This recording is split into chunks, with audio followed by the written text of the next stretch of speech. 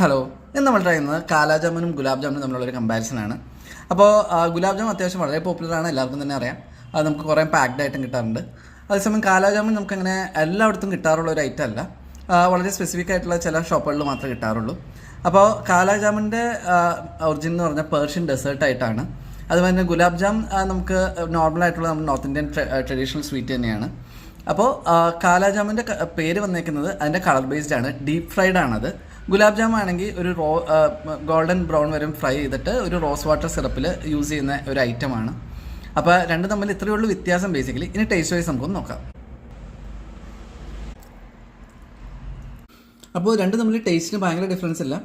Gulab jam comparatively കുറേ അങ്ങനെ സ്മൂത്താണ്. ഉള്ളിലത്തെ ടെക്സ്ചറും എനിക്ക് പേഴ്സണലി കൂടുതൽ ഇഷ്ടപ്പെട്ടത് ഗുലാബ് ജാമിൻ്റെ ആണ്. കാലാജാമുൻ കുറച്ചും കൂടെ ഒരു ഹാർഡ് ടെക്സ്ചറാണ്. അപ്പോൾ എല്ലാവരും ഒന്ന് ട്രൈ ചെയ്യുക. എന്നിട്ട് ഇതിൽ ഏതാണ് ഇഷ്ടപ്പെട്ടതെന്നൊന്ന് കമൻറ്റ് ചെയ്യുക. ചാനൽ ഇഷ്ടപ്പെടുമെങ്കിൽ സബ്സ്ക്രൈബ് ചെയ്യുക.